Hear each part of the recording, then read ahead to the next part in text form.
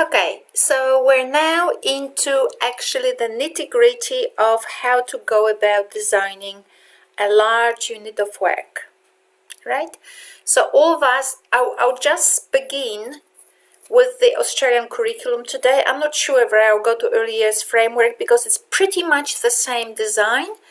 I might go to early years learning framework in the third part of this sequence for this week. So we have this framework. This is for the Australian curriculum for year 1 till the end of our lives at school.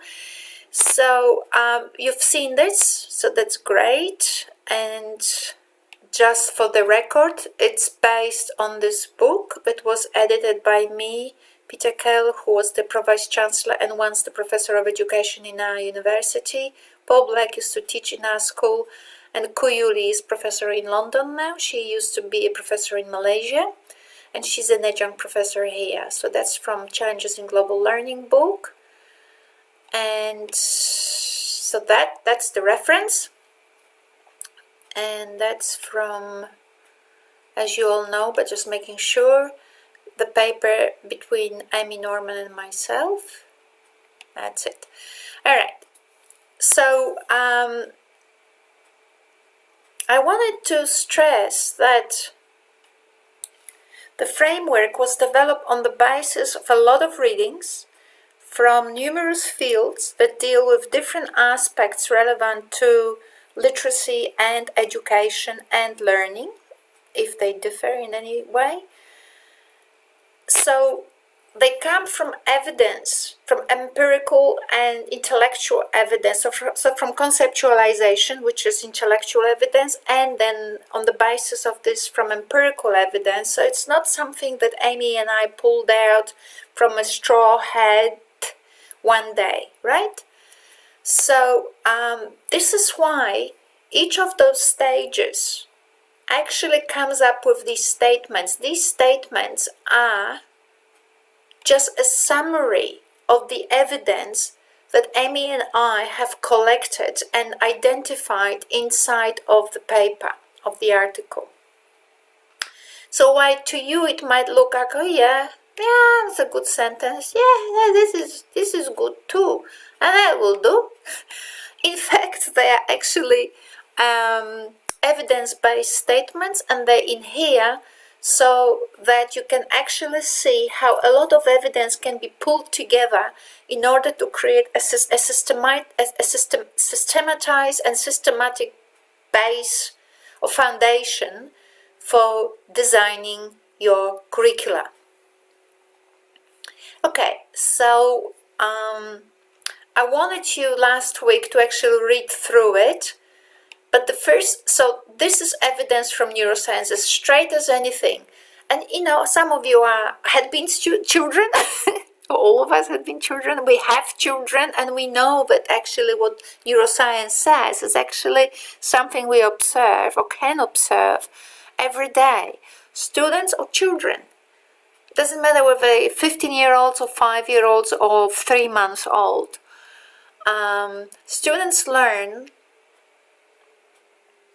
who they are by who they are, right? Everything you are, your language, your concepts, everything you are.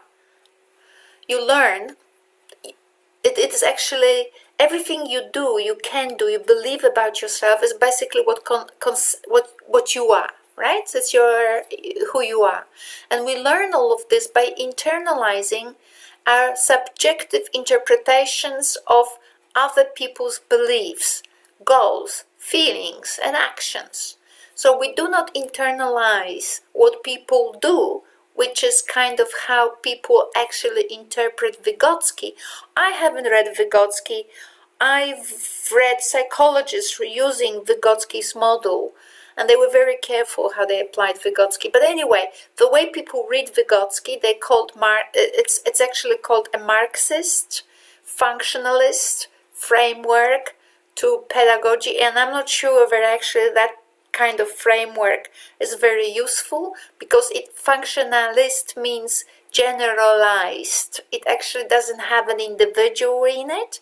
It says individual learns about the world, but actually if you can see what neuroscientists are saying, and they're not just neuroscientists who are my friends next door living, somewhere where I live. These are the key people like Damasio and Imordino Young. They are the people who actually create the neurology science, and especially the links of neurology with education. So what they say, the children internalize their subjective interpretations. And why is it so? And we've spoken about it in last week, right? Remember that brain and the arrows and all of that? Well, because it's all you have. You only have yourself. I mean, there's people around, but you can only rely on your head. Right, so I'm not going to spend much time on it. You read it for yourself. So if students learn who they are and what they can do, right? What they can do is also who they are. By internalizing their subjective interpretations of other people's beliefs, goals, feelings, and actions, then learning, so you read it for yourself. I don't have time to read everything with you, but then learning has to consider that subjective interpretation, that subjective, what you know from Vygotsky, from other people that study with you, that in internal dialogue, right? So we need to support this dialogue, but not support in order to teach the child what the master knows, right? But in order to support their efficacy, their sense of self-efficacy. So we're not supporting children to do what must be done, but so that we support them so that they can increasingly build a more efficacious perspective of themselves. So this is why those activities have to be meaningful for them, right? And since we are interested in students expanding their concepts of themselves, and we might call it learning, what we need to do is to evoke this internal dialogue, and you can only do it when we provide students with tools that enable them to actually challenge themselves. Am I getting it right? Is this still working for me? Do I need to change things? And I'm not sure whether you've studied Piaget and his concepts, but Piaget talks about, what does he talk about? Assimilation and accommodation. So assimilation is when, as the child goes through life, and student, it really doesn't matter, or an adult, an old person, it's ongoing, right? Because we always learn. So when we go through life, assimilation happens when you have to make adjustments to the way you constructed the world in your head. And accommodation is when the challenge and the way you went about solving or addressing this challenge were not just minute movements, but actually something that you experience as a huge need to restructure the entire world, the entire basis on which you actually have created your world. So Piaget does talk about learning as involving in those challenges. We don't necessarily want the child to go through the whole upheaval stage. So what we want to do, and that's what when I speak in a stage here, in this first stage, I talk about load reduction tools. I talk about support strategies for students which are based on research, on evidence from neuroscience, from psychology, that help students to actually manage their own learning, and by, as I explained in part 1 and last week, to adjust, to work with the tools we provide in a way that they can actually find answers to their own questions, right? So that's the load reduction. Load reduction is not necessarily what the teacher does, or you need to go from easy to difficult. that's not even, so in a sense yes, but in a sense actually no. What we need to actually do is engage students in the community, think of ways in which we can generate that internal dialogue with a challenge inherent in it, and provide students with support tools that enable them to manage the difficulty for themselves.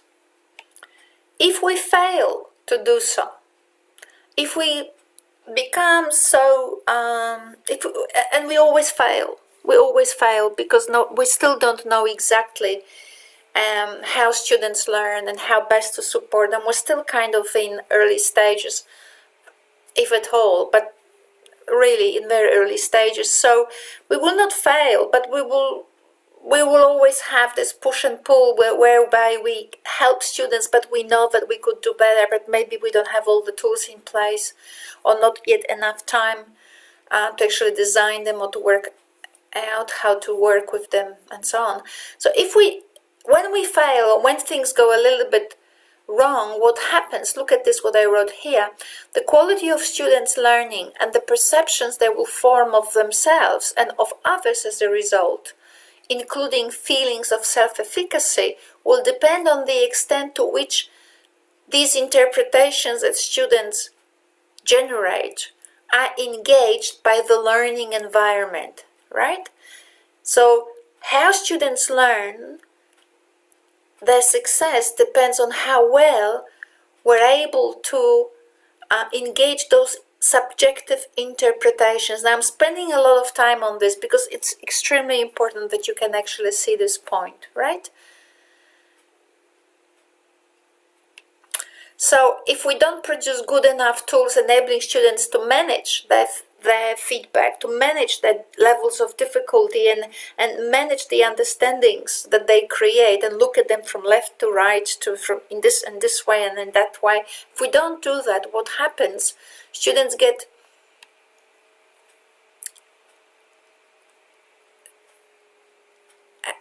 maybe less engaged, or their understandings are not necessarily as complete as we would like.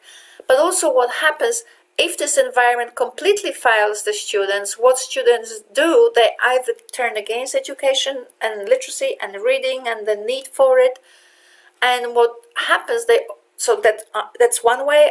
Or another way is that they actually develop unhealthy concepts of themselves as not capable. So if students' subjective interpretations of what people do is what generates their learning and their constructs of the world, how they see the world, then we need to put or bring in these people into the learning environment, right? So hence the community. Community is not just parents, it's actually if other people, if we learn by interpreting ourselves through our interpretation of other people, then we need to have the environment, the community, the people in our learning context. Otherwise, we limit students' experiences. They either get bored, or they don't develop their concept of their selves in an informed way. Put it differently, if they always read Cinderella or read the text we dish out to them, they can't actually bring those texts to their own context, and as a result, the outcome of those lessons is kind of dissociated from their lives, doesn't have full impact on them. So if you want to read Cinderella or any other text, what we need to do is to do it in such a way that students can do something with it, so that they can actually engage themselves in those texts through some purposeful activity. This is why project-based learning. So this is why we're talking about personal and social transformation, that capability, right? And we want our literacy activity to be to have a transformative impact on students. Now, this looks terrible what you're seeing now. I know that. But that's just my assignment, right? So I am here. Oh my goodness. Here, I'm writing a paper with a colleague of mine from Indonesia on transformative reading pedagogies, and we're looking at the perspectives from Indonesia. And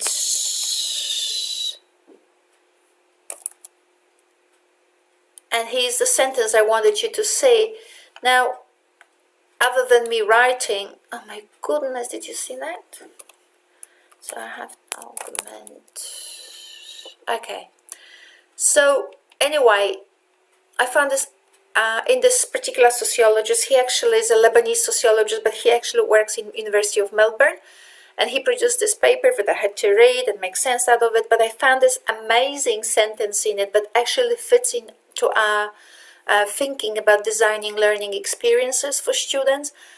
And you know how people talk about engagement, but very rarely we actually define what engagement is. Like we want to engage the student, but what does that mean? What process could you put in place for us to ensure that the student is engaged, right? And he puts it quite nicely in this very theoretical paper. He talks about this guy. I don't know how to read him. Haj. He probably has a French name, H. Let's read him H. That's good enough. So it's about investment of a self, right? Think of a student, of a child.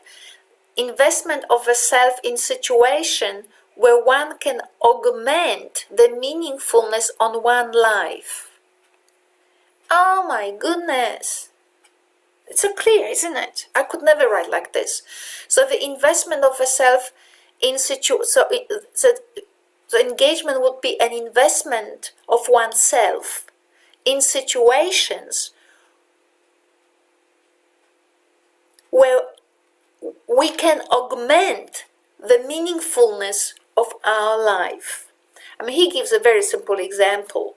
You know, he was when he was little, he decided that, the conversations at the table where his parents were not really augmenting his life. So he started to sort of focus on conversations around him because they spoke about the issues that were actually important to him and as he was growing. And they were so he was investing himself in those conversations because they were augmenting the meaningfulness of his own life. Wow, I thought that's brilliant. If you don't, I'm sure you do, right? It's a great sentence. But that allows us to think about the purpose of literacy or the purpose of education and the concept of engagement itself. And that augmenting impact or result happens at the personal and social level, right? Because you augment your own personal self, your own concepts of self, but in relation to others. Therefore, your own that interaction with others expands you, but also you grow as your relevance, at least the way you see it, in the eyes of other people grows, right? So you socially expand and therefore you personally expand as well. So we had these statements here about the stage 1, and we spoke about it last week, how to do it. Ideally, you should not front up with the book that in your view was designed for this particular class and it's gonna be really good for those children.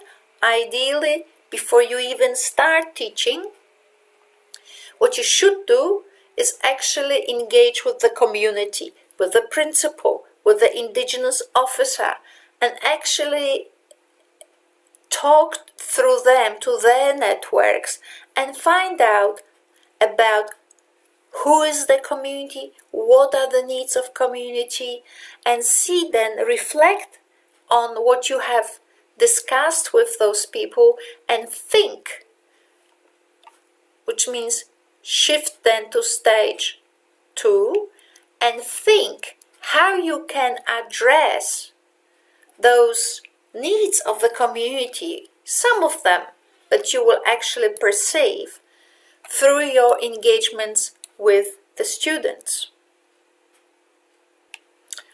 And in every city there's plenty of needs. There are aged care centers that have people dying for activities, well, in a manner of speaking, right?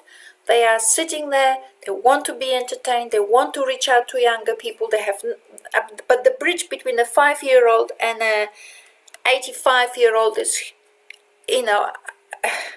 huge. So how can we take a 5-year-old and engage through the stakeholder networks that are in place in a way that those 5-year-olds can contribute, and those 85-year-olds can also contribute to the 5-year-olds.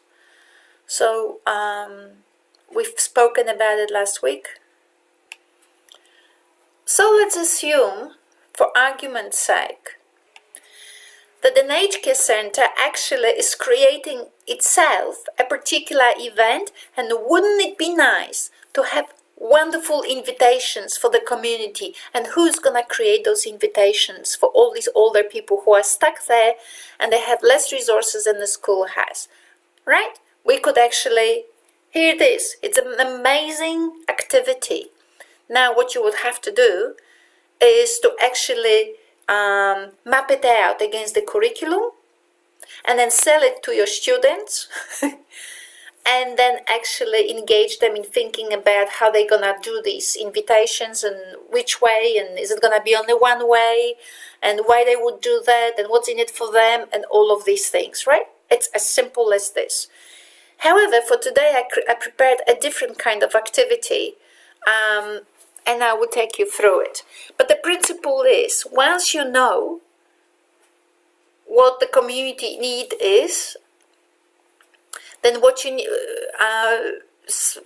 right? So invitations in an aged care center or something else, what you need to do is map out what the specific thing, what the specific thing might involve in order for you to what experience you need to actually provide for the students so that they can actually enhance their literacy skills. What experiences do you need to provide for the students? That's a very good question, actually.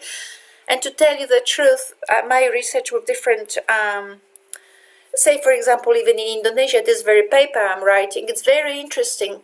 Indonesian teachers and academics know what teaching literacy involves. Oh, you have to teach them reading and writing, and you have to teach them the grammar and vocabulary. Now, I'm not saying that this is correct, but that's what they say, all of that. And this is how you have to do it. And you do this, and you do this, you do this. But never, ever, there is a thought about what experiences do you need to provide for the students, for them to actually gain the skills that we believe literacy involves. What experiences? So that's why we have a curriculum. It helps us to actually map out those experiences. What is it that they need to actually experience? So there you go. So rather than look at the curriculum and say today I do comma and a period and maybe a little bit of exclamation mark, what we need to do, or today we do Z and Y, right? Because why not? No, what we need to do is consult the community and then look at the particular need in the community in relation to the curriculum. What experiences is the curriculum helping us to think of that we need to provide so that students actually learn their literacy capacities? So this is all very complex for me, so we're taking it slowly. So what do you think we need to do?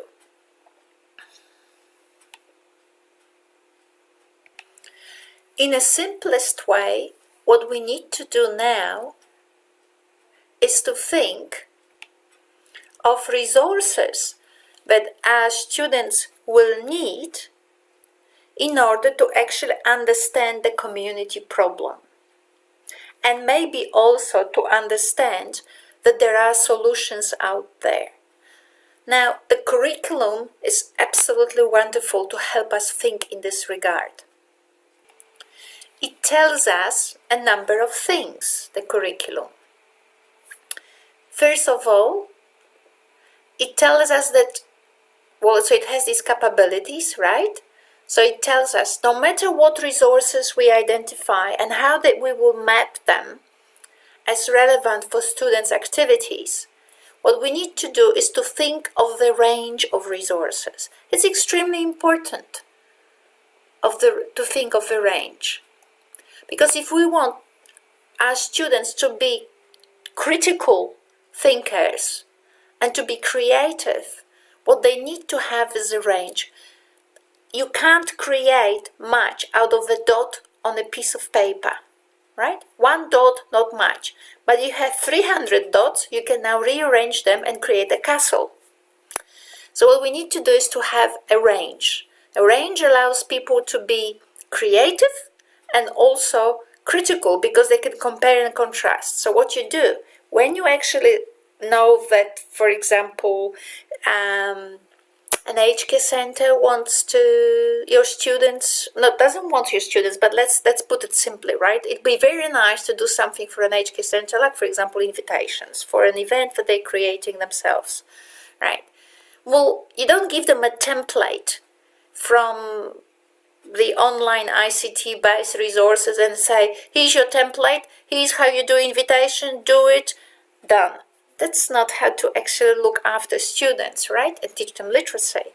And especially give them self-efficacy sort of experiences. What we need to do is the following. Devise now what kind of resource, what kind of range would be a good one, so that in relation to language, literature, and literacy, children would actually build or rich experiences, right? Range. Range is important because depending on the range you actually include, the impact of your class will differ. If everything is monolithic in one way only, so the language in the language, right? In the resources you're gonna use, which is the documents, which is the literature, will be always modern, will be always using symbols from one particular aspect of the culture, and so the impact of that form of teaching would be very narrow. So you could not really defend that you're ethically and interculturally inspiring or relevant, right? Your classes won't be. So range does matter, so that the impact is actually inclusive, and therefore results, that's why relevance, results in a transformative experience, right? So, oh my goodness, you've had your discussion with the indigenous people, with their networks, with whoever. Through parents, you might have engaged with aged care center, you might have engaged with a cricket club, I don't know, with whatever is in your community. You've got your task, now you're mapping it, and you're mapping it in relation to what kind of resources you have to bring into the classroom in order to actually inspire in your students ideas about, first of all, that it will be a really good thing to help the community, and secondly, that it is possible, and thirdly, to do it in such a way that actually it's inspiring they get ideas, which is what you're doing right now about assignment 2 from me, right? Which is sitting now in front of this movie and thinking, show us something that I can build from this. I don't want to replicate you, Ania, but inspire my imagination. And that's what your kids are gonna do as well, right? So this is the thing. So you come home, you've got range. Now I prepared actually materials for a different task, but until I actually go to my task, we might just stick with those invitations for a moment. So what range of resources will you prepare? Like what? Maybe examples of invitations, but they are likely to be what? Maybe something from the news agency. What else? Where will you get your resources from? What's gonna make them ethically, interculturally inclusive, so that actually they result in an experience for your students that is actually relevant to them? Hey, what kind of reason? I can't think of any. because my thoughts are on something else now, on a different task I designed for you and solved that. But yeah, something to think about. Does an invitation need to be on a paper? What paper will you use? Does it have to have a decoration? What symbols will you include? Why those symbols? Maybe should all the invitations look the same? I mean, interesting questions. So range, impact, and relevance, extremely important. So critical creative is about the range. Ethical is about the impact. Is your range what impact does your range actually generate? Is it inclusive? And therefore, how relevant it is actually for your students' growth in the community, right? So that's the personal and social capability. So in terms of language, we're thinking of the structures, and there are different kinds. Literature is about documents that you're going to use and through which you will reflect those structures, which is language. And literacy is about capabilities in the society. How are you going to use those documents and the language structures that those documents have in order for your students to actually become literate people, which means engage with the community in an impactful way.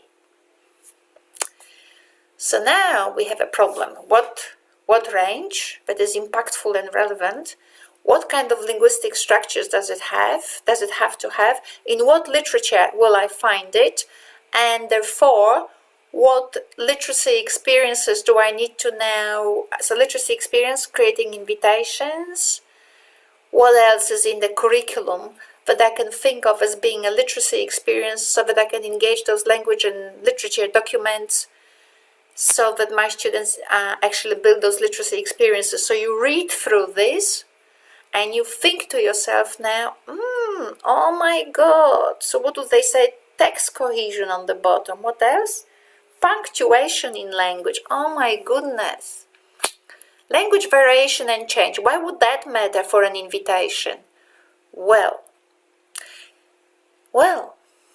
do 5-year-olds or 6-year-olds need to know that English used to be written not only in the letters we have today, but also in Gothic? Do they need to know? Well, you don't have to teach them Gothic, but wouldn't it be nice to go to the Word document, pick up font Gothic, and take a normal text that they perfectly know by now, because they see it everywhere, they see English words everywhere, and turn it into a funny script? I already feel like laughing myself, just to imagine how it would look like. And the 5-year-old is sitting on the edge of a chair ready to laugh at anything, right? So it'll be funny, really cute. Alright, so there you go, language variation. And what happens? They'll go home and they'll say, Mommy, did you know? We didn't always write like we write today. Our miss showed us today that people used to, long time ago, like really long time ago, used to write really funny. Thank God we don't write like this today. Right, there you go. Language variation and change for a 5-year-old. It's simpler than we very often think. Right, so you could actually look at your assignment 1 and learn from that assignment 1 and build on it. And I'm not saying it had to happen perfectly in assignment 1, but now we can think about it and look at the curriculum, look at the grammatical structures and language structures that they talk about. Think of documents in which these language structures could be, and think of literacy experiences that we need to now translate all of this in order for our students to, or in order to help our students to create an invitation. Now this is just the beginning of the problem. So here goes. This is a reading assignment, right? So we need to teach children how to read. And we're learning here through this assignment, or through this assignment, we're about to demonstrate that we actually can teach children to read. Okay. So we kind of solved it. We have done the map of the needs. So that's all very good. We have this map of the needs that children will have in order to, design those invitations. Language variation we've covered, but it is a multiliteracy world, so it's not just language, but it's also it's symbols, the things that matter. So it's ornamentation. What else? It's different types of words, all kinds of things, and so on. But our kids still can't read, or maybe we still have to teach them how to actually. So whether they're little children or whether they're high school children or middle school children, what we still need to do is to engage them in reading of different materials, so that the students can now get inspired to do something for the older people on the basis of all this analysis that we will conduct with them. So how do we do it? By the way, I just wanted to add that when you are actually writing up, using the curriculum to map out the kinds of resources that students will need in order to generate in them experiences that help them to become increasingly literate people, I do suggest that you use that totally confusing, totally imperfect PowerPoint that I created for your assignment 1 and also for your assignment 2. Now, I am not claiming this is perfect. I'm not claiming it will solve all your problems, but some of the questions are quite good. For example, when it comes to literacy, where was that one that I quite liked? So for example, when we talk about text in context, so you can look at the curriculum. Remember, we had actually found the website here. I don't have it, well, look at this. Okay, I'll just correct it for you here.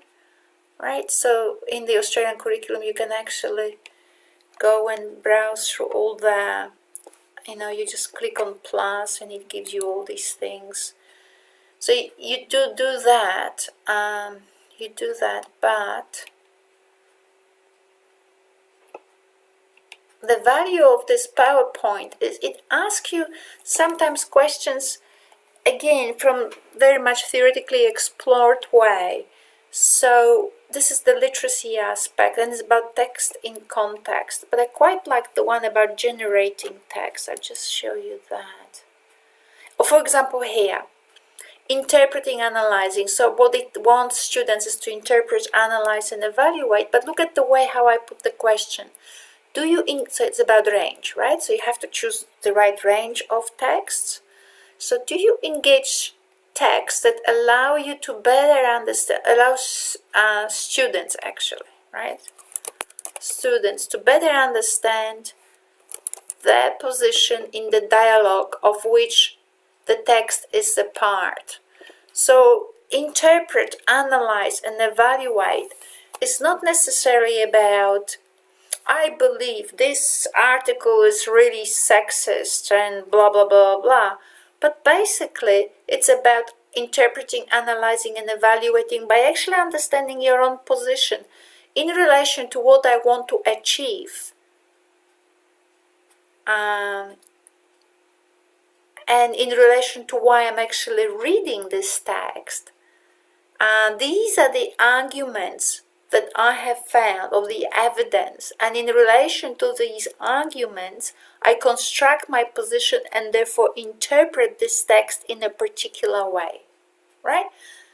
So you interpret in relation to the purpose for which you actually selected a particular text, right? Because if I say to you now, guys, for assignment 2, all you have to do is, where's this text? I don't know, where's the text? Some text.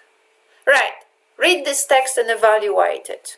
And you go, yeah, we've been at school long enough, we can evaluate anything. Not that it matters to us, but we will evaluate it. On the basis of what? Right, you can't evaluate anything on the basis of nothing. What you need to do is actually analyze understand why you do it, then understand your position, which means what you know, identify what you know, and then in relation to what you know, interpret the text for the purpose. So for the purpose of maybe making a speech, convincing someone, right, or whatever. So these are the sort of good sort of things. And then here, in terms of interpreting and evaluating, when I was creating my position, identifying all these documents on the basis of which I constructed my argument so that I can make a very convincing speech. Like what picture of the community, the range of the text or the range of evidence that I accumulated, what picture of community did these resources actually reflect so that I could actually interpret in an ethical and interculturally aware manner? Oh, well, all my arguments were based on everything I know from my family. Well, that's kind of narrow. So I'm just pointing you to this imperfect and acknowledge maybe painfully created, and therefore I created it in pain. It was very difficult. But maybe it has some questions that may allow you to actually think of mapping out the experiences that students need to actually be provided with in order to become increasingly literate. So this is a kind of thing.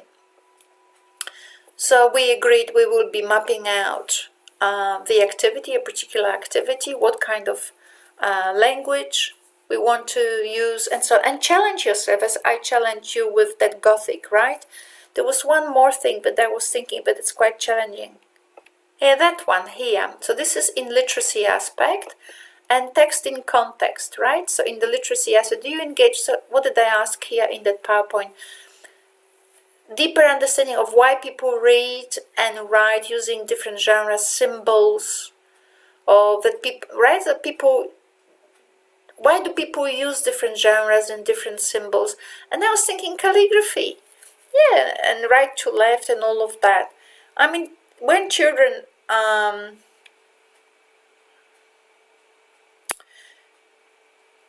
will be given access to different resources, you might actually point out not just to Gothic and language change, but you could also point out to calligraphy. You could actually, as part of your reading support that you might actually provide, you might actually give students access to the experience of calligraphy. If you go on YouTube, I used to teach it. I'm not sure whether you actually have that particular video now in your resources in Module 4. As I said, sometimes I change it. I'm not sure what's in it. But I can just tell you what to do, and actually Amy Norman has done it in her classroom. So what she did, you turn on the Chinese music, you bring a Chinese speaker to the class if possible, right? You create on YouTube they teach you how to actually do the calligraphy. So what happens with 5-year-olds, you have those and it could be just Chinese characters. Why not? Why don't we just create multilingual invitations, and you know that your children can read and say little ones can't read or can't speak. Can read, can write. But if you actually go to Google Translate, right? Google Translate. Oh my goodness, Google Translate is really good because it translates everything for you. So children can write something in English and then actually go through Google Translate and get the text. And instantly you have invitation in 35 languages, which is a clue for you. So I'm just not going to go there. But calligraphy, so once we agree on the text and so on, we might actually create a Chinese experience, which is having children have these text or letters. Best would be already the text on which we agree. And then on top of the correct letters, say in Chinese, for example, you put a white transparent sheet, and then children write over it with the help of a calligraphy teacher. There could be one in an HK center, actually. It would make their day to actually come and teach something they actually know perfectly well. And so Amy Norman has this music, Chinese music. It's all really stylish, has got this person teaching them and all of this. It's cute, it's very good, and it's an amazing spiritual experience, not just actually. And research in neuroscience does say, and some books, I think it's in Norman Deutsch,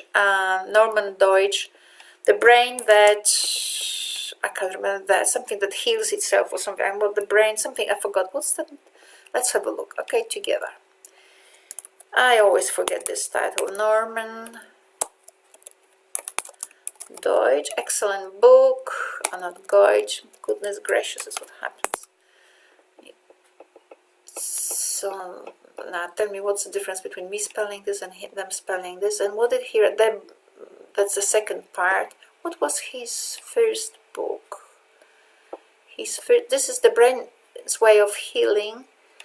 The brain that changes itself. Look at this. Not only, you don't even have to buy it, it's on, you can actually get a PDF. Right, PDF here. You can get the whole book online now, free.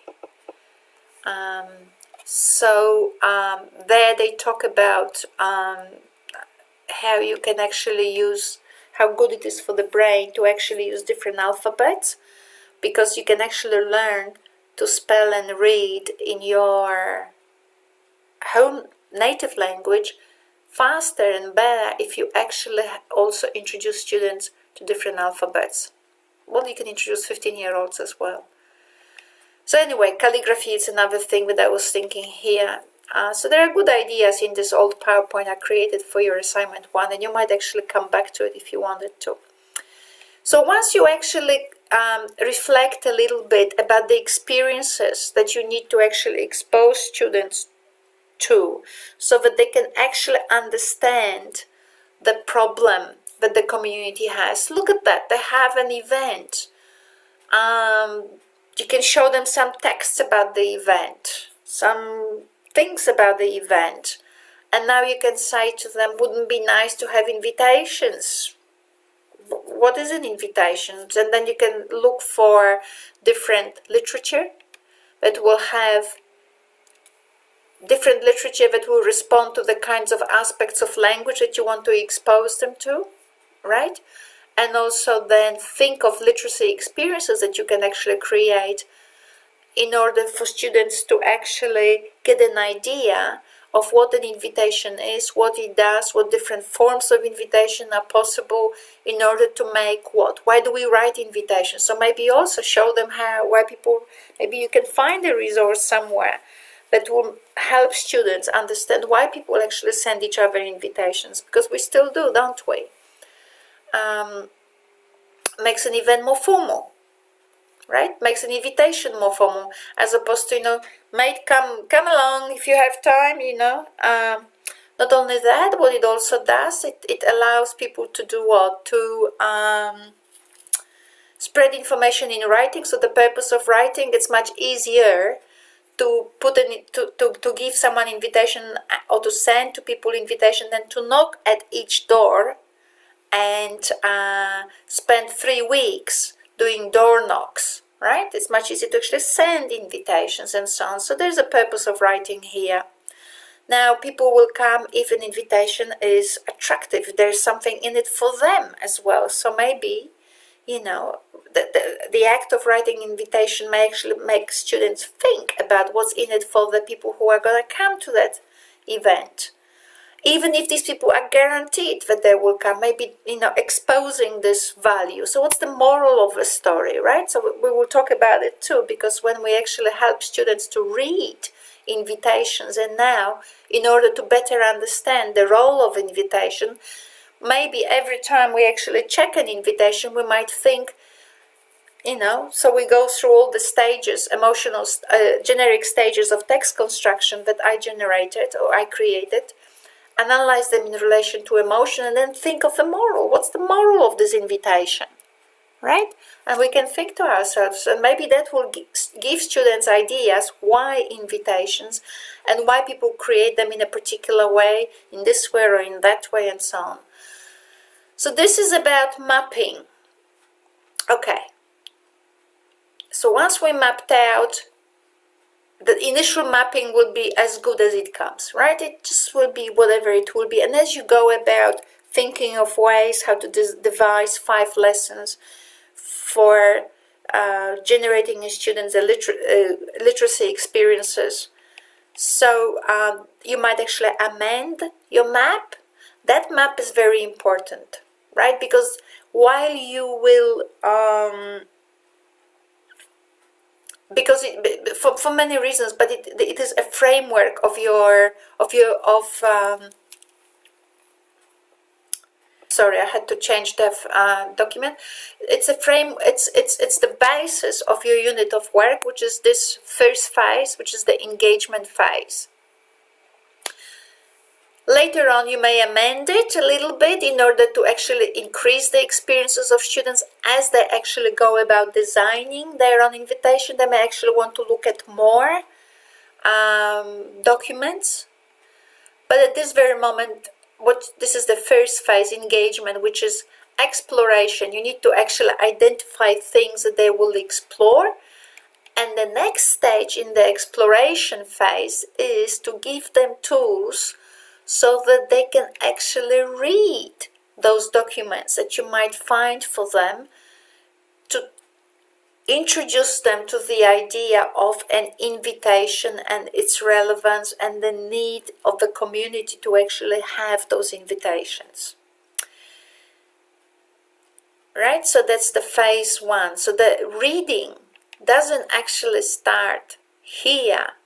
It begins here in the very first stage, which is you come into the classroom, you engage children in what you have done. You've spoken to these people. You might show pictures of those people and so on, and tell them what's the need in the community. Show them some invitations. Engage them in engage them in activities that actually allow them to explore critically what an invitation is, what it does, and why do we have different invitations, and what makes them different, for what reason. Okay, so that's the empowerment, and I call it exploration and empowerment. Exploration involves you mapping, you providing those documents, but empowerment, I call it empowerment in this phase because I want students. Well, I want because that we kind of talk about my pedagogy. What I would like you to do is provide them with tools so that they can actually so that they can use them as their support to make sense of those documents and to read, as opposed to you teaching them like in a very good step way, and therefore you naming the problems, and as a result bypassing the problems that students possibly bypassing. I mean, I'm certain you would be bypassing, but in order to be humble, I would call it possibly bypassing the problems that students actually are experiencing. And the goose step pedagogy does not allow children to vocalize or actually act on the difficulties or challenges that they are experiencing in the task that the teacher is actually engaging them in. All right, so exploration is about engagement of students in the task of making sense of the documents that allow them to actually explore the community, explore the need of the community, explore what the need actually means. What is, just let's do an invitation, and people go like, what's that? Why do we need an invitation? This is so boring. But if we identify resources, rich resources, then wouldn't it be nice to actually have a look? Oh my goodness, what's this? Right? Oh my goodness, what's this? We can do it really well. That's great. Now, I haven't created because I didn't want to solve your problem, but I have actually thought of a different task for myself for middle school, because I'm not sure. Okay, anyway, I've written this for a task whereby a particular community needs a way of advertising themselves. So it could be, for example, maybe a tourism office needs some refreshment of the materials they have about their region. Come to us and see our region. We're really interesting and we're making money out of your presence here. And look at this, we have wonderful resources. So what can happen? Students can actually read and watch things, and read in order read and watch things in order to create maybe a movie about their little community and things that happen there. Maybe they can create brochures, maybe they can create a book, maybe they can create an interactive map. And look at this, this is very funny what I found. I'll just click on it and see what happens. So I'm so excited about the thing I found, but I will talk to you about this task after I show you what I've done. After I show you what I found. Look at this, this is so cool. See? So you click somewhere and the map is moving. You could actually simplify it and use Google Maps, right? Because Google Maps have the same function. But look at this, interactive web GL map, whatever. It's cool, isn't it? Just giving you a bit of an understanding of what's out there in the world. Now, remember, I am still primitive, right? I still sit on iPhone 4. But you know, with iPhone 6, 7, and 1 million, you can do these photos that are you can turn around and you can do this 180 or 360, I don't know, whatever degree photo. And that would be nice things to actually have if students were creating a map, an interactive map of their community. So imagination, right? It's up to whatever. I don't know what's that. Let's click here. Oh my goodness.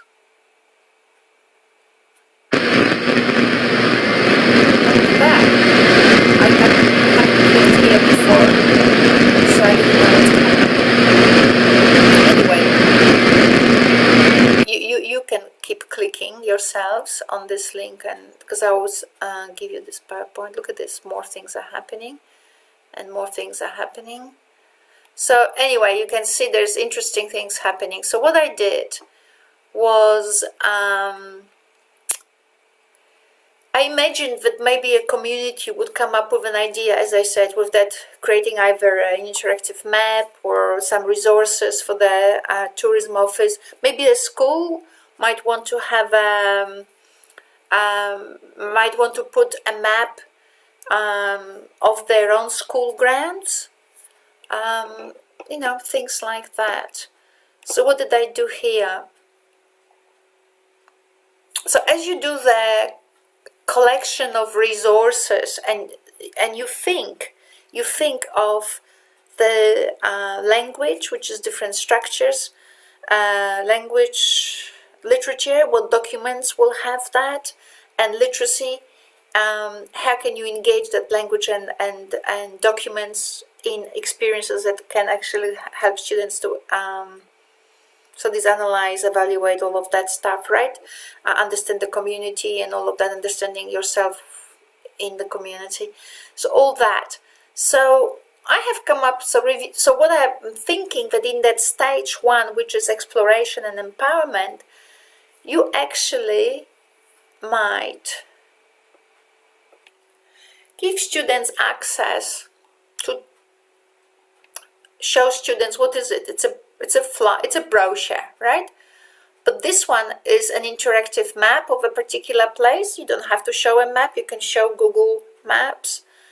What other resources you can show them? You can show them some novels. There are novels about a particular region. There are history books with sections about a particular region or community or events that happen. So there's different things there.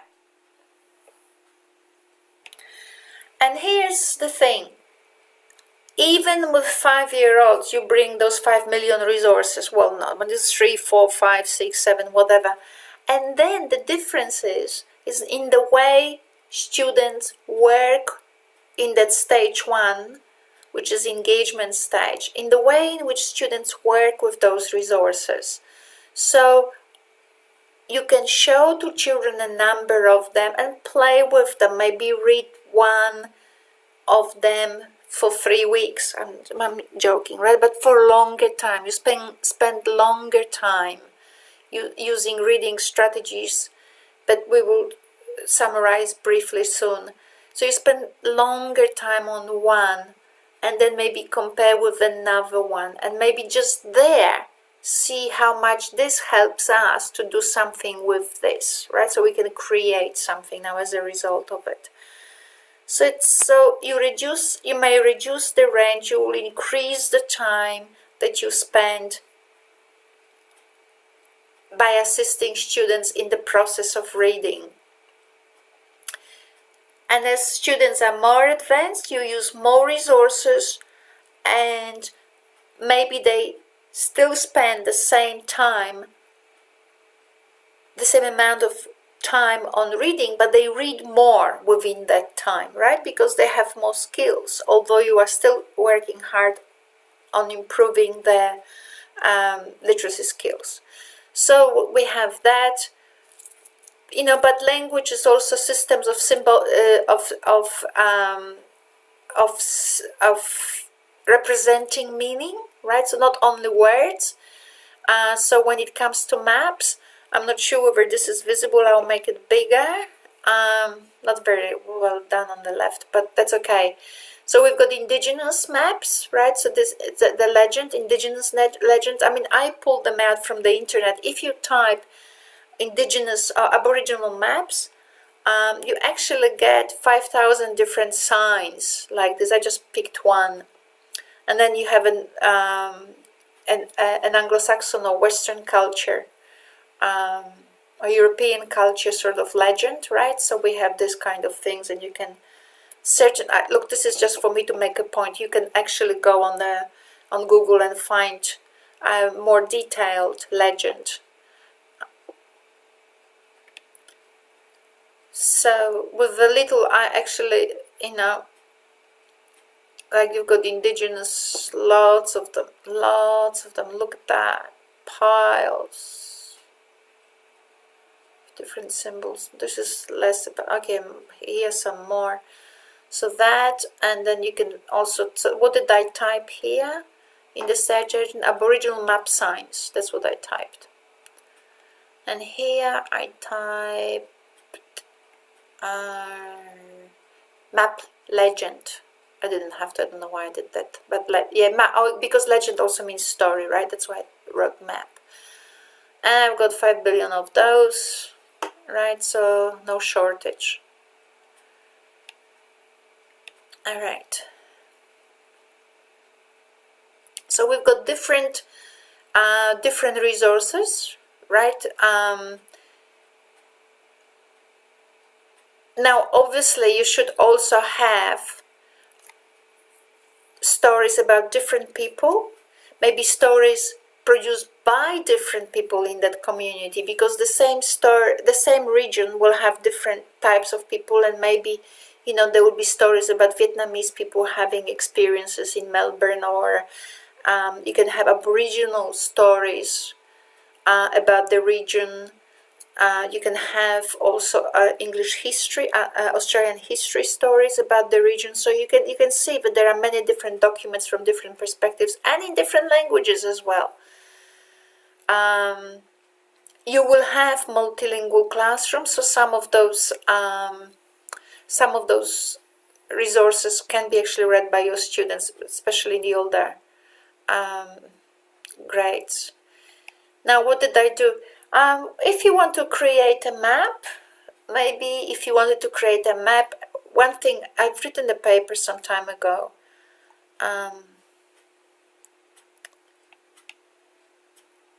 And even the very concept of the map you might want to introduce. We have indigenous maps, so paintings very often are maps of stories, what happened, so they're maps of events. Then we have maps like an atlas.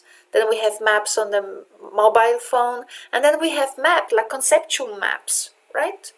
So there's the concept of the map. There's many concepts. So map is not just one thing. So there are different ways of looking at the map. Then you can also find some ancient maps and show to people how people used to draw maps. You can find some Indian maps, because Hindu culture is very, very old. So there might be some ancient Hindu maps.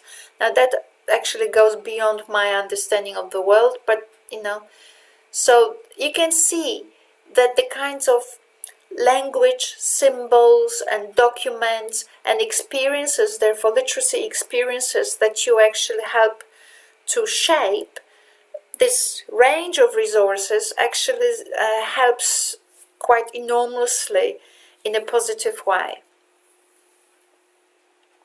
Now this is really bad. I don't know why it is so bad. Maybe I copied it wrongly or so on. But I tried to produce once upon a time a map of, say, a campus. So you've got pictures. I mean, nothing stops you from making these pictures 180 degree or 360. I don't know what's the iPhone 7 doing nowadays. That's way too complicated for me. But you can make here. So you got places. So they would be some photos or videos, if you wish, of photos, and if a person touches with a finger, they will go all around, so you get a bit more fuller view. Action getting there, so you can actually have funny pictures like by bicycle or on foot or whatever. And the map, and you can, I don't know what I created here, this looks really silly, I don't know where I got that map from, but anyway, and then you can create a map here, and you can create that map in many different ways, so using different symbols, Aboriginal symbols, or sort of Google Maps or something, or children can draw, like from the bus you go here, just sort of as imaginatively as possible. Now I have no idea what I'd created with the thing on the bottom and whatever, but the concept is great, the looks of it is totally insane, but the concept is good. Now when it comes to reading strategies, so in order to show you some reading strategies, the first thing I wanted to say is that even though at this very moment I'm looking at the task that is most suitable for all the children, these strategies are equally important for little ones, okay? So, and even this, everything I've said so far is for little ones and for the big ones. So are the strategies, and I'll create a third PowerPoint where I'll just throw in some more strategies for little children. But all of this that I'm showing is relevant for little ones too, 5-year-olds, 4-year-olds. The thing is that obviously you will work with less resources, but the sophistication, and you grade the sophistication in relation to how students lead you, but they not, but you will see how to adjust it to your design. So reading for emotion, there's nothing specific for Ania Lian about this particular, there's nothing specific in terms of Ania Lian, my name, about this design. The only thing is that I have actually designed the method, but not because it's Ania Lian's method. It is more like a response to the newest understandings in the empirical literature from neuroscience, that learning is emotions, right? And the most fundamental processing mechanism by which we evaluate ourselves in the world and everything else is emotion. So judging on that, and also on the basis of increasing research in the area linking health and well-being and education, I designed the method, and we spoke about it before. So it is not that I want to address reading as emotion in addition to other things. What I am suggesting, that reading for emotion is a framework where the process of reading itself is no longer conceived as cognitive only or linguistic only. In fact, the cognition is embedded in emotion. Emotion is more fundamental, right? So what I'm saying is the emotional approach to reading is more foundational, is a key emotion. So basically what I'm proposing, that emotion is the organizing principle for reading. It's the organizing element of text, right? And it is very simple. What emotion do you want to evoke in the Vice Chancellor when you spoke to someone really as high as this about the same event as when you report, say, to your boyfriend or to your husband, right? So when you want to report something to the Vice Chancellor, you kind of want to look smart. You want him to sort of feel that you are a smart person. You want him to feel positive about you in an intellectual way, right? I mean, you can't help it. But then your husband already knows you're great, so when you report to him, you say about the same event, you just say it differently because you want a different emotion. You want to intrigue him, you want to amuse him or her, all of that, right? So same event, different person. As a result, you want to evoke different emotion, and as a result, you will be using different structures and different patterns. Right. You see what I'm saying? So the patterns you use, the structures you use, the phrases you use, the symbols you use are all dependent on the kind of emotion you want to evoke in your interlocutor. Interlocutor is a linguistic term for a person you talk to or you write for. It's that audience of yours. All right. So now when I read 19th centuries or 20th century readings on texts on reading, and I'm sure you have heard of this, they always come up with you need to activate, you need to connect. So to read, you have to activate the need for reading, you have to support students to connect things, you have to right, they say you have to question, but actually it means you have to support them in connecting, you have to support them to question, visualize, infer, summarize. Inferring itself is not generated. What you need to do is to create a reason for students to infer. And so anyway, so these kind of qualities are very often mentioned. But what I'm suggesting is that the model that I'm teaching you today allows to do all of this and better, or all of that and more. Activating, we are just doing the engagement phase, right? So we've done like 2 hours of talking about just that thing. And compare how different is this, the way I'm teaching you activating, as opposed to you turning up in the classroom and saying, today we're going to do invitations for a birthday party. Right? Very different than what I'm suggesting. You communicated with people. There's a real reason for which students will be involved in your class. And you stretched your mind about the kinds of documents and the language that you want in those documents. And you want all of this to be have a broad range so that children build their literacy experiences in terms of large and diverse texts that actually teach them about how differently different texts and different symbols are used for different purposes, right? This is really like a lot of work that is not done if we just activate, which is just front up in front of students and explicitly tell them, today you're gonna do this. Right? Very different. Here you are doing the mapping, then you're gonna tell the students, show maybe a video, show pictures of the HK Center, and you will show to them, these are the people they need, these are the kinds of things that they are doing, right? So you emotionally engage with children, you give them purpose and so on. The same with the tourism office. The tourism office wants something interesting, so you explain to them, their tourist office, this is how it looks like. Now look what they have, look at the materials they have, they're not very happy with them. It doesn't really show our community well, doesn't communicate modern, doesn't actually converse with tourists in a more modern way. We need to sort of do something about our place, right? Clean up your place. Great. So, right, connecting, what are they connecting?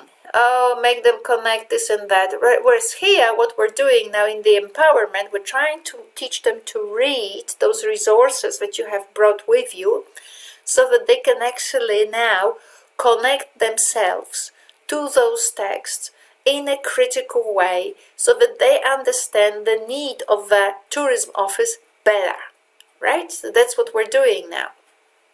And how are we going to help them do these connections? Through reading strategies. And what reading strategies? Everything is about emotion. So what it is, you're working on students' emotions so that they emotionally engage through text, so that they can actually generate later on in the last part of a unit of work of a project based learning. They will actually now create amazing brochures or amazing texts or videos about the little region in a way that they actually will know that they are acting on the audience's emotions, and they will think critically how to make them what? Laugh? How to make them intrigued? How to make them what? Inspired about the region, excited about being part of that, place for some time, as which they are actually where they are when they are there. Any of those emotions and so on. So there. So reading for emotions.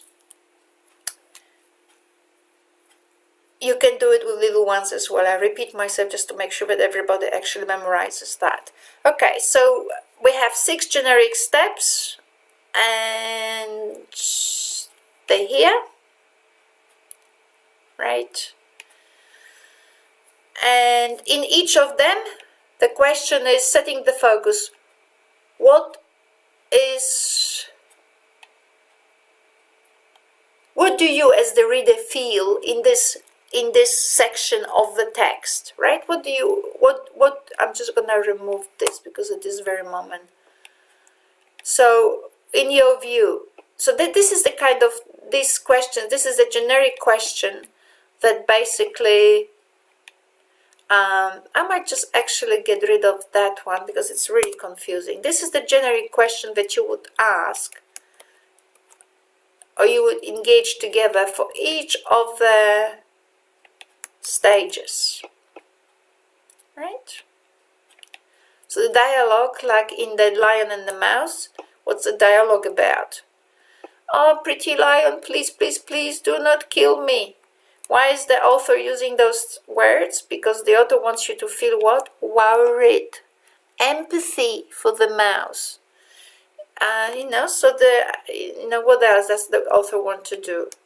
Want you to feel intrigued. Oh my goodness, what will happen to the mouse? I need to read to the end of a story, right? So okay. Now, one of the things about life I wanted to say, life is about relationships. It's about patterns and purpose. Everything in life, whether it's mathematics, physics, biology, or literacy, it's all about patterns and purpose. So creativity, your own creativity as a teacher, as a literacy teacher, as a science teacher, will be about looking for patterns. So patterns and their purpose, so that you can actually design increasingly better tools for your students. So this is what I did with reading for emotions. Compare the text, the 6 generic steps of the text. So compare text. First analyze this is misspelled, right? Analyze the text structure, 6 generics for some text, and then compare across, right? So you can check 1 or 2 and then compare. Are they using the same emotions? Same brochures. So say both are brochures, or maybe this is a brochure, this is a novel, and the setting of the focus has the brochure. What emotion is the brochure evoking in you, in the way how it sets the focus, orients the reader, and how is actually a novel doing this, right? So the next one will be disturbance. How's the brochure creating the level of disturbance? What's there? Where's the action? How's the brochure creating the dialogue? You will find here this, and you will be really happy. We are telling you this, right? Development. Look at this. 5 million people come to our place all the time. Resolution. We are the greatest place on the planet. Moral, if you don't come here, you will really regret it. Just making it up, but that's pretty much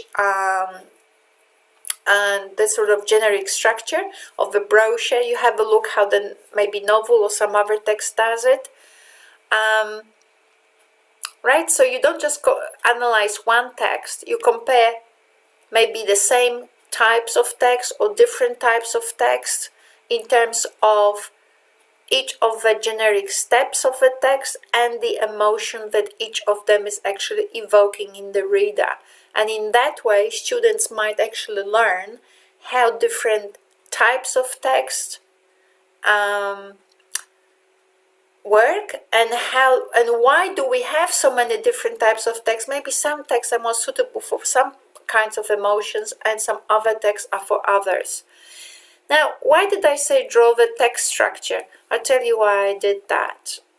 Because, like, when I did the Lion and the Mouse text, well, it was very simple. You know, the one day Mighty Lion lay down under a shady after hunting all morning, lay down under a shady tree to take a nap. Right? It was easy. However, there was a little mouse in, something, at the roots of a tree playing around.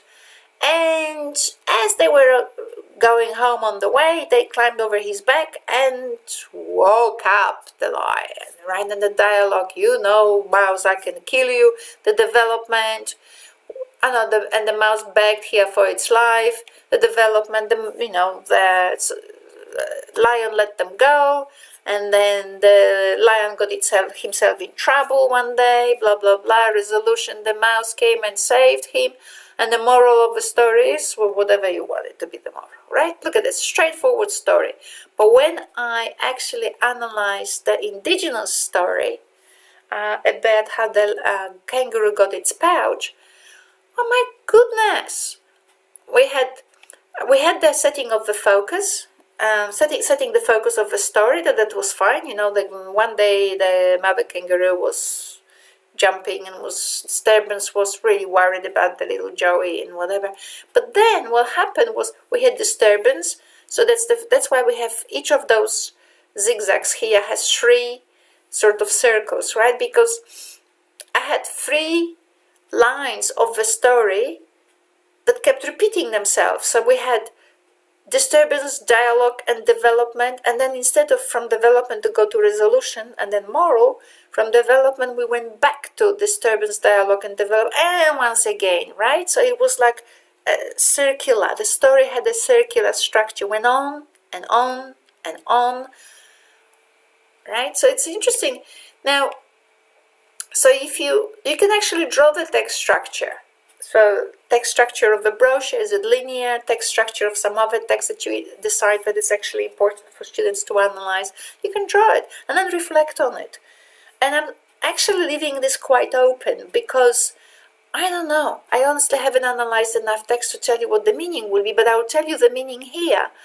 This one, the moral was very straightforward. You help other people, one day you might actually need their help, right? So it was very straightforward. Here, there was no moral written by the author, and on top of it, the structure was really circular. And when I looked at the structure, and then when I was thinking to myself about the moral, I thought, Jesus, the structure of the story is requiring a patience on the part of the reader, right? Be patient. Love is patient. The kangaroo mother was patient. Therefore, the spirit gave her a pouch, right, to reward her for her patience. So the structure of the story is sort of on and on and on and on, and it's as if there was not enough problems in the world, just they kept mounting up.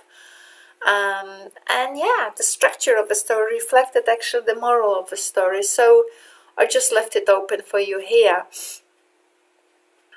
So what I'm saying is compare the tools with which these texts accomplish these emotions, right? So what patterns they use. Now, remember that one by, what's her name? Jar Humphrey? Remember, like, what patterns did she use?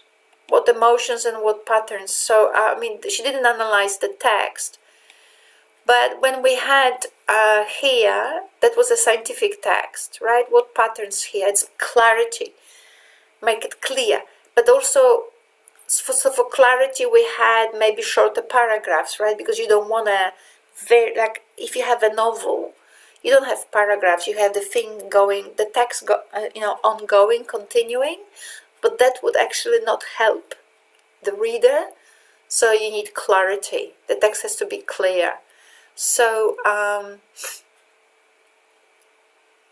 so what text? So if there's a setting of the focus, so what you want, you want the reader to be clear about things.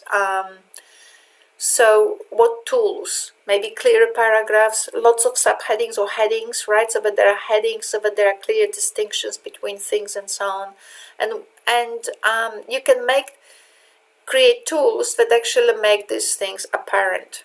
So you can create a tool like this as well yourselves to actually make this tool, make this pattern apparent.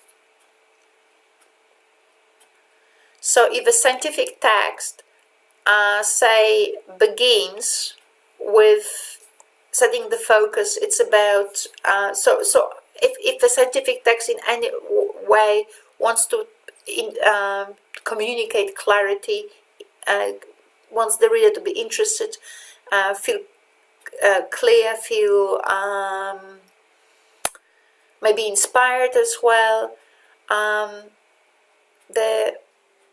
When we examine the tools, those tools don't have to be just linguistics by which the text actually achieves these purposes. They could be actually, as I just showed, organization of the text, the look of it on the paper, the clarity of the whole structure, right? The figures, the tables, all of that. When you read the newspaper, why does it look any different? Why does it look different? You might actually think for yourselves why. So this is the newspaper in Joe Humphrey's thing. Maybe because when we have shorter paragraphs and subheadings and headings, what happens? You know it's going to be a difficult text. So the newspaper wants to cool it down, right? No subheadings. This is just a little chat. This is just a chat about this big picture, right? So they help you with the big picture to tell you the picture is part of the story, and those long columns are about the story. There's no need for division into paragraphs and division into headings because it's not a big brain breaker, right? Something like that.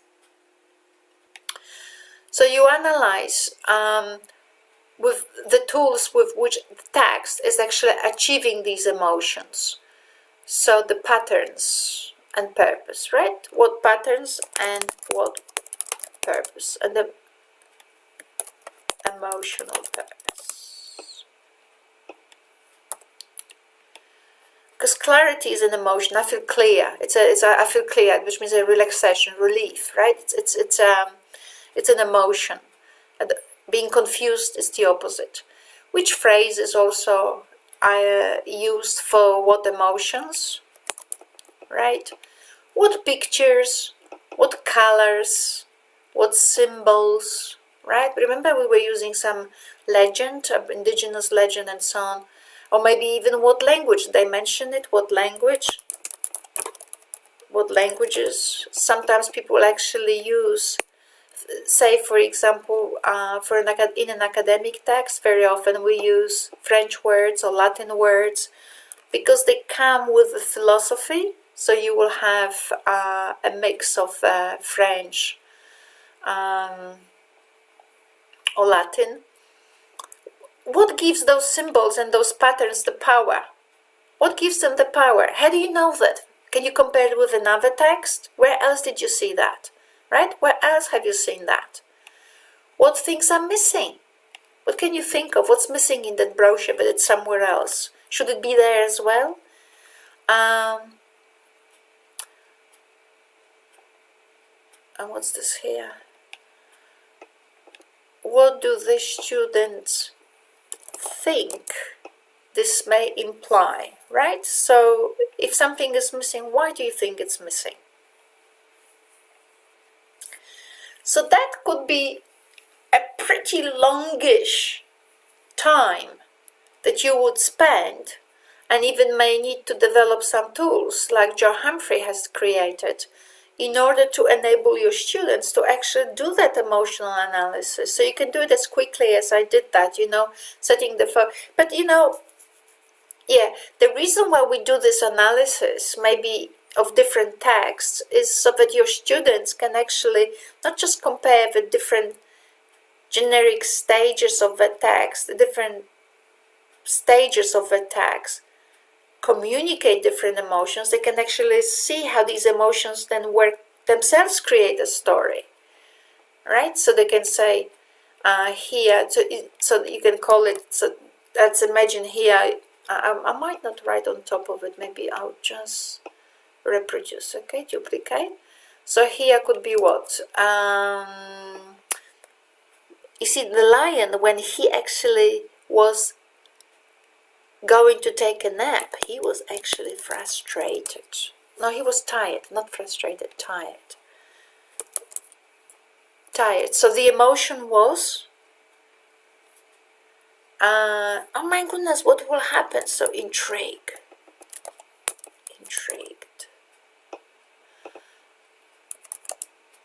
Right? So the reader was to feel intrigued. Oh my goodness, the lion is going under the tree to sleep, but he is tired after hunting all morning. So you're intrigued. What will happen? Disturbance. So what was it? You felt scared about the mouse, right? Then dialogue. You felt empathy. Then development. Relief. It's all good now. And relief, and then the lion got himself in, and curious. Oh my goodness, the lion got into trouble. I mean, you don't feel anxious about the lion when the lion gets into trouble. He's too big for that. Now, please take it into consideration that all these emotions we can argue about, right? We can compare with other texts. Nothing really written in stone. Okay, so resolution. What do we? So maybe we will put the curious here, and we will resolution. And the lion got let free. So what do we think? The lion got made free. So let's say that we feel relief here. Doesn't matter. The moral. What did you feel like? That you help small people, and sometimes those small people can help you have big. You're never too big to be helped, right? So what's that? Humble. Look at this. Intrigued, scared, empathy, curious, relief, humble. What a story. And now if you wanted to create a story yourself, you could just now, okay, can we create a story? Intrigue the reader. Scare them now. Make them feel empathy. Make them now feel curious, relieved, and then the moral, humble, right? So you can now actually create a story on the basis of just those emotions that we pulled out from the lion.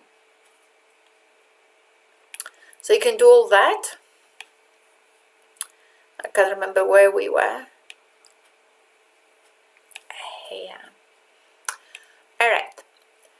So there's a lot of work to be done just in the first stage of the engagement stage, of that activating, where you actually connect in order to then think what you will do, right? And I will show you about questioning shortly, right? So, but that's that. Now I wanted to show you some other things of mine that I have put together for different reasons, and now you don't have to use them, but it's my role to show you some most recent research, and I will include it in the PowerPoint for you. Absolutely ignore it if it doesn't talk to you, right? I'm using it for whatever purpose. There's a paper that I produced with my students and someone is doing PhD on it. I will just let you know what's happening in the world.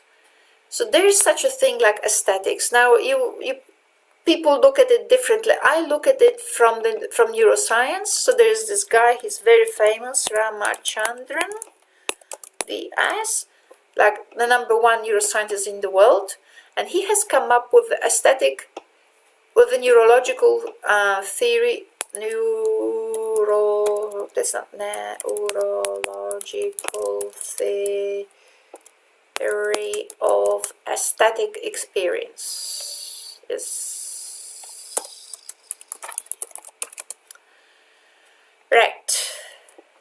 And you can see it on YouTube, it's everywhere, it's very entertaining. And he has come up with a number of things. What he is saying is that brain processes information in a very specific way. So what his conclusion is that the way the brain processes information was all the way known to all the artists, because the way artists were creating art actually in order to communicate message to the audiences, they used those principles of by which the brain processes information, as if they, always knew that. They didn't know it explicitly, but obviously they must have known something, right? Since the neurological theory now confirms what the artist knew all along, right? So there are particular things here. Isolation, some things, so you can read it. This is from my paper, actually, with my students. But you can just simply cite it as this PowerPoint. If you want to ever refer to it, just cite it as the PowerPoint. I'm not sure I have this paper anywhere here open. It's here. So I will just go to, you can hear this, right? So you see the picture of it. If you want to quote it, you can, or otherwise you just quote this lesson, this podcast. So contrast, you see contrast is very important. That's why I'm teaching you also about showing students different texts so they can compare and contrast. Symmetry and balance, you can imagine that would be actually something important in aesthetics. What else is important in aesthetic experience? It's very interesting here. What he is saying here, that something aesthetically pleasing has to intrigue the audience, right? Has to engage a person in sort of problem-solving process. Otherwise, it's just nothing, right? Either it's messy because it doesn't have a balance, doesn't have enough groupings, doesn't have enough clues for the reader to contrast things, and as a result it's so messy that nobody can find patterns and purpose, right? Patterns and purpose. Nobody can find any patterns and purpose. But what he's saying, in order to do that, you have to use those tools, the balance, the grouping, the contrast, the isolation, so that to get someone involved in your art. And metaphor, it's also another one, which is like make things appear like. So a beauty of the long body of the woman, they write, is you can compare it with a palm tree, as long as a woman or whatever, that's what they use. I'm repeating it. And I don't have enough imagination to come up with anything more politically correct. So there we go. There's a video link, a link to his video. Now, what does it matter? What does it matter, all of this? Why did I tell you all of that? Well, for a number of reasons. You can think for yourselves if these principles, not necessarily maybe for this assignment, but for one day, might actually help you to support your students in reading, and especially in supporting them in the writing process. Grouping, balance, contrast. Can your students contrast things? Produce a text that actually allows people to identify contrasting relationships so that they can actually read it in a meaningful way. Is it engaging? Does it give them enough clues to actually engage them? The principle of familiarity and isolation is. Now the interpretations here are my interpretations, so all this definition, the density of blah blah blah, I used Ramachandran's principle and I applied them to writing because I was doing something And that actually, this is how it came out as a result of the process that I applied. These are the sort of definitions for writing that emerged.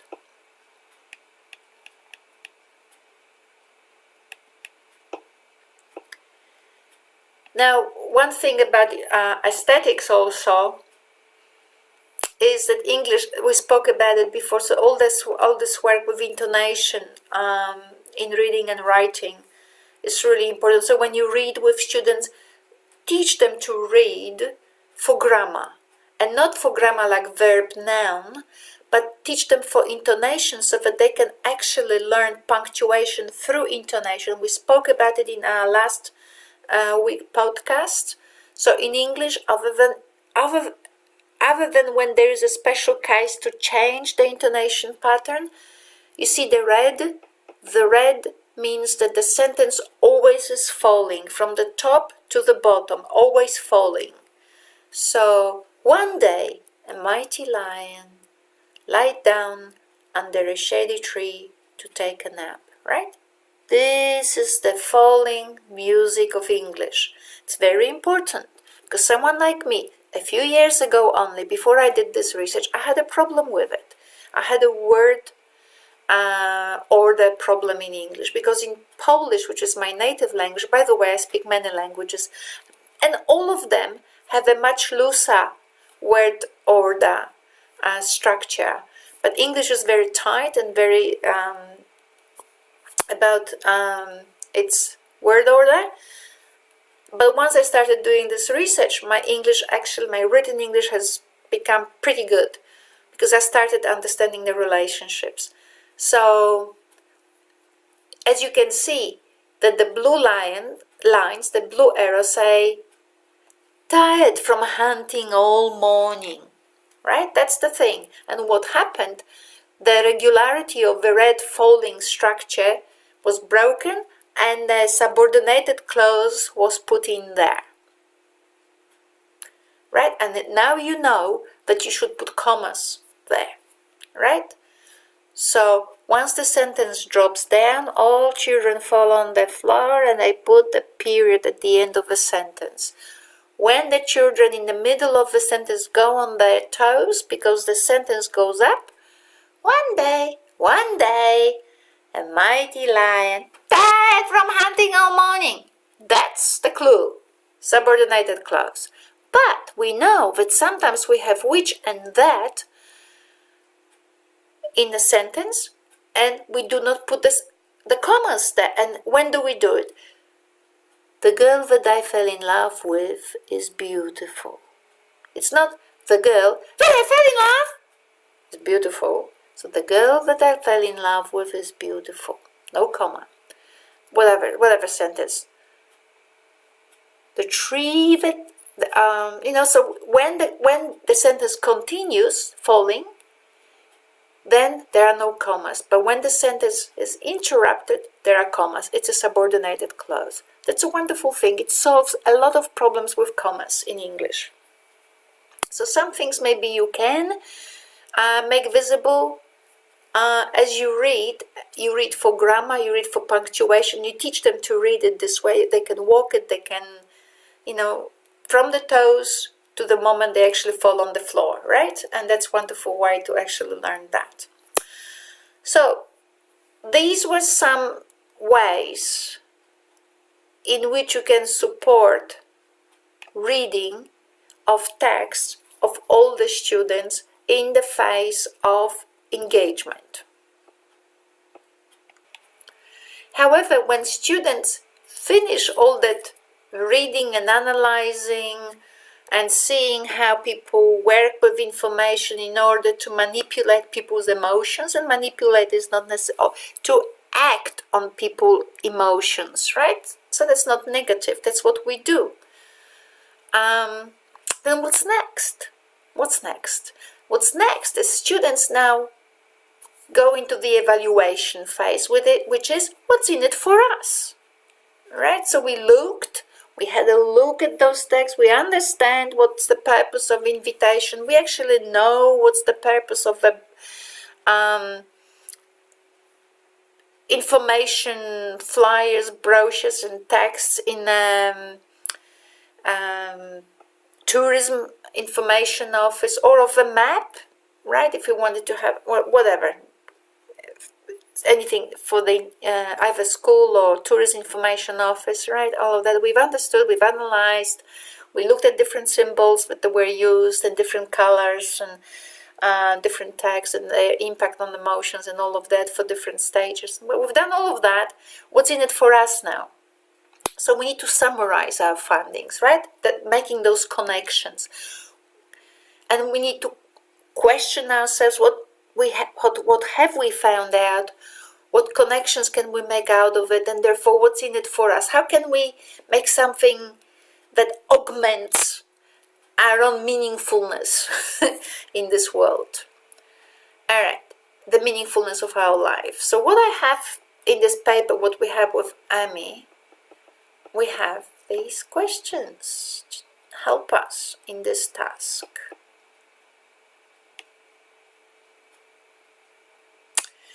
So the questions at the top belong to this phase. What did the students discover? This is a summarizing moment, right? What did we discover? How is this different from what we knew before? What did the students learn about themselves and others, right, in the course of their explorations? All of these are responses to that map you created in the beginning, right? This is what these are the kinds of experiences I need to give them. These kinds of tags, these kinds of language structures, these kinds of documents that enable them to actually explore this learning structure, those language structures, so that they can actually understand the relationships in text that actually make a person literate, right? And now we're asking them all these questions from A to E. These are the responses they will give us to our map. To how much have they learned so far just from the reading that we have generated in the exploratory phase? Whose expertise did they engage and how? Right? Did we give them the calligraphy lesson with a Chinese fellow or whatever? You know, have we done anything? Have we learned something about ornamentation from Vietnamese people? Have we maybe learned something about how to read Aboriginal maps, Aboriginal paintings? Did we invite someone? How is this learning impacting on what they now know about their community? And these are the nice questions they can actually answer in groups and whatever. What questions now do they believe are worth following up? And how can they be engaged further? Right? So now we're sort of moving forward towards the next stage, which is actually doing the project itself. Right? So what questions?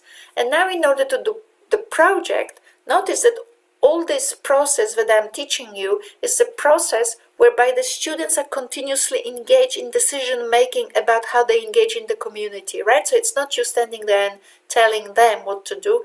They actually do their evaluations on the basis of the materials and help you have provided for them.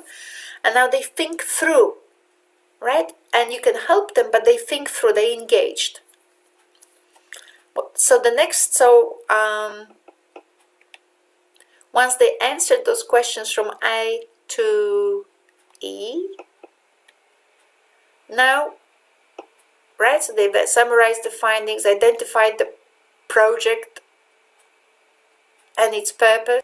These kinds of things are worth following up, these kinds of questions, you know, how it would be nice to do this, maybe we could help people doing invitation this way, maybe we could actually create these advertisements here and you get to see them. So we can help people by doing invitation, we can help the travel office by doing, tourism office by doing something, we can help our school by doing this, right? So they identify on the basis of all of these explorations the project and its purpose, and now they will be identifying in detail what they actually will be doing, right, in the project.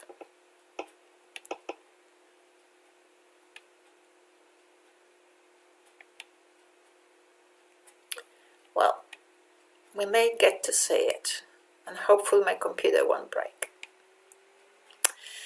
So what can be done to address the questions that have emerged, right? What can be done?